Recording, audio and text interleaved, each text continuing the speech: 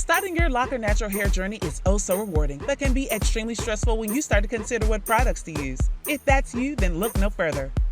Loclicious is a Black-owned company that has created an all-natural product line for locked and loose natural crowns. The Loclicious team works hard to ensure that their products are free of parabens, phthalates, sulfates, PEG, synthetics, and other toxic chemicals you find in other products. Best of all, the products are lightweight and will not leave residue or cause buildup.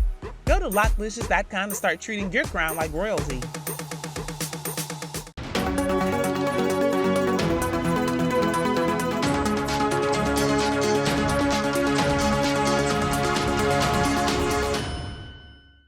Hello fam, welcome back to the African Diaspora News channel. I am Wongel Zelalem bringing you this report. Today's report comes from Brussels.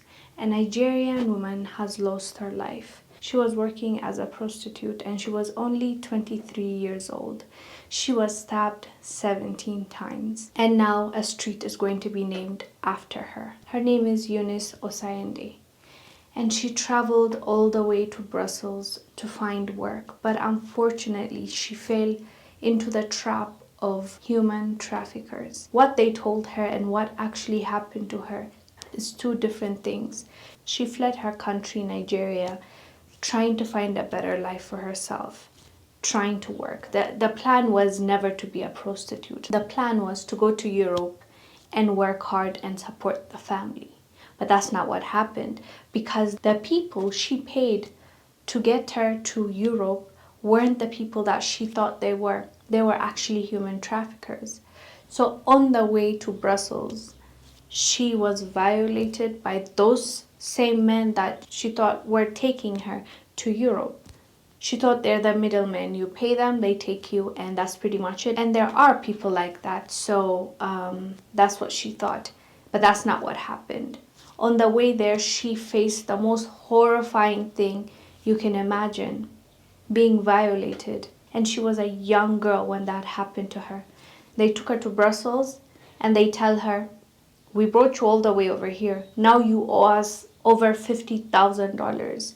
And she doesn't have that money. Obviously, the reason why she escaped or fled her own country is to find a better life, money, opportunity, work. So she didn't have that. So they tell her, if you're not going to pay it back, horrible things will happen to you. So they scare her enough to put her under their wings, make her work as a prostitute in Brussels. So she gets pushed into this lifestyle, and this happened to her. Finally, a bad person caught up with her and this happened to her.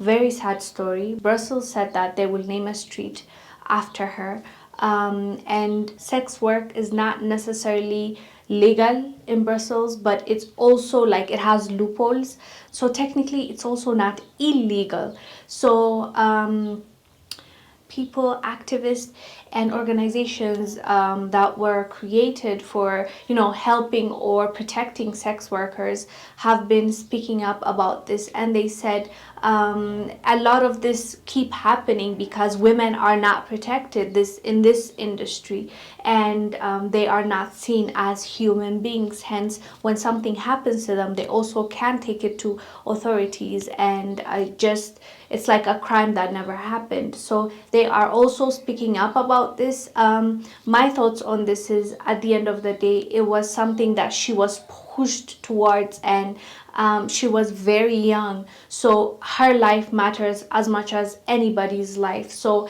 just because she chose to follow that path doesn't mean that it makes her life any less valuable. And I am glad they caught the man. They said they did catch him. Hopefully the court system will deliver and she gets her justice. And what a sad story. Anyways, guys, let us know down below what your thoughts are about this young lady losing her life and a street being named after her. I am Wongel Zelalem bringing you this report. I will see you on the next one. Bye.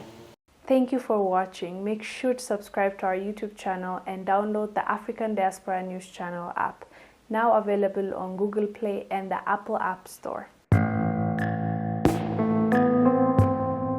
250 years of slavery, 100 years of Jim Crow, sharecropping, the Ku Klux Klan, lynchings, bombings, mass incarceration, the separation and destruction of the Black family, All of that has had an effect on our mind. Our mind needs to be decolonized. We today are experiencing mental slavery, not physical slavery as once our ancestors had to endure. In my book, 7 Steps to Decolonize the Mind, we take you through every step to start releasing the chains that's on your mind. He or she who controls the mind control the person. It is in a vested interest of the white supremacist system to keep your mind bogged down in a mental slavery, throwing entertainment, throwing drugs, throwing alcohol, anything they can at you to keep you bogged down. You got to free yourself from mental slavery by purchasing our book, 7 Steps to Decolonize the Mind, today on Amazon.